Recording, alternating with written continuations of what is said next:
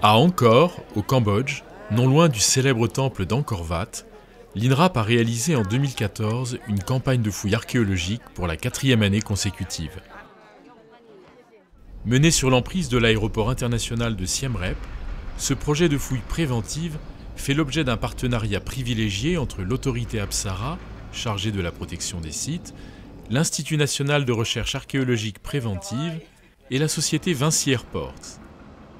Sa filiale Cambodia Airports finance ce projet dans le cadre de ses travaux d'extension pour porter sa capacité d'accueil à 5 millions de passagers.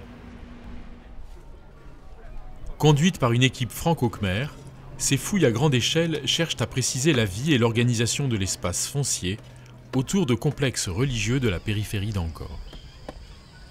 L'un des objectifs de 2014 était de compléter l'étude faite en 2013 sur le site de Prasat Prey, un temple dont les parties les plus anciennes datent du IXe siècle. Le but du jeu à Prey, c'était d'arriver d'abord à avoir des éléments de datation sur le temple lui-même qui est très très mal connu.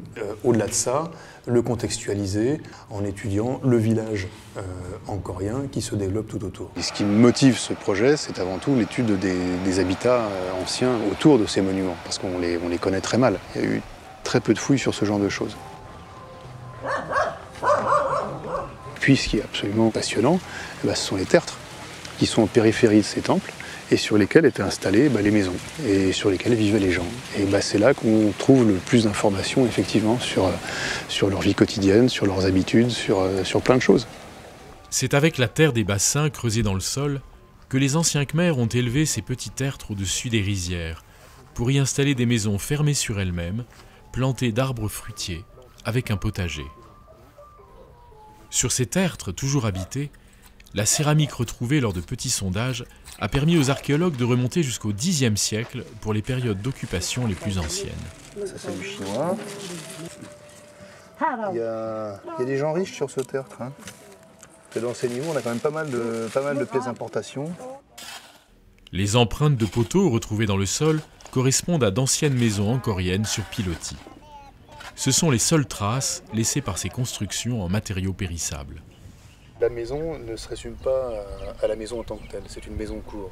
En fait, c'est un espace vivrier, c'est un espace économique qui permet de développer une économie vivrière familiale en parallèle à une économie basée sur la monoculture du riz. Et finalement, pour survivre au milieu de cet espace d'agriculture quasiment industrielle, il faut développer une économie de village sur terre. Lors d'un complément de fouilles au pied de la tour centrale du temple de Prasat Prey, une découverte imprévue a été faite par les archéologues. Qu'est-ce que c'est beau! Ce magnifique seuil en grès, orné de feuilles de lotus, était à l'origine placé à l'entrée du temple. Les archéologues pensent qu'il a été déplacé lors de la réorganisation du site à l'époque post-angkorienne, soit après le XVe siècle. Dans le prolongement de la plateforme nord, une maçonnerie en parfait état a révélé une découverte exceptionnelle. Un dépôt de fondation, c'est-à-dire un trésor caché sous la statue d'une divinité honorée dans ce temple. La plupart de ces dépôts ont été pillés. C'est pourquoi il est si rare d'en retrouver un. Sous les blocs de grès sont apparues des feuilles d'or et d'argent finement estampées, dont il n'existe aucun autre exemple à Angkor. Ces pièces d'orfèvrerie, très fragilisées, nécessiteront un long travail de restauration. L'autre fouille majeure de cette campagne 2014 a concerné le site d'un ancien temple répertorié sous le nom de CP707, aujourd'hui entièrement détruit et situé en bordure de la piste.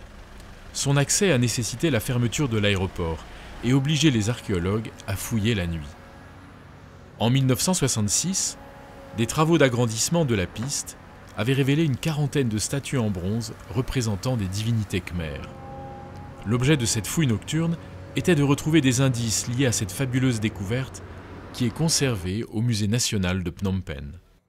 C'est sur l'épaule ici et sur l'avant-bras gauche qu'il y a les impacts de coups lorsque la pièce a été découverte accidentellement par les ouvriers de l'aéroport. Donc en fait, elle devait être dans la partie supérieure du dépôt, comme le Ganesha qui a un coup sur la trompe. Et en fait, ce sont ces premières pièces qui ont alerté sur la présence d'une masse de métal dans ce comblement. Des vestiges d'occupation ont confirmé que les archéologues avaient tapé au bon endroit. Mais là où ils pensaient trouver les restes d'un temple, ce sont des quantités inattendues de céramique qu'ils ont dégagées du sol.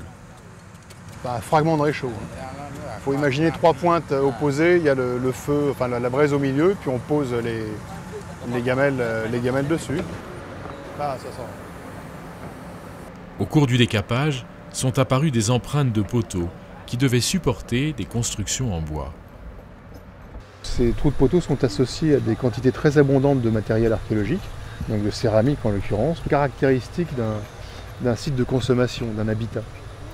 Et donc ça nous renvoie à la fouille qu'on a faite en 2011 et 2012 à 900 mètres d'ici, à Tjoltalo, où on avait exactement la même configuration, c'est-à-dire un temple occupé du milieu du 10e jusque probablement au début du 11e, et qui ensuite est démonté et complètement réoccupé pour installer un habitat. Sur ce terrain occupé aujourd'hui par la piste, des communautés villageoises se sont certainement installées au XIIIe et XIVe siècle, sur le site d'anciens temples après leur abandon. Une découverte qui pose de nombreuses questions sur les liens existants entre les fondations religieuses et ces communautés. Elle fera l'objet d'un approfondissement lors d'une prochaine campagne de fouilles.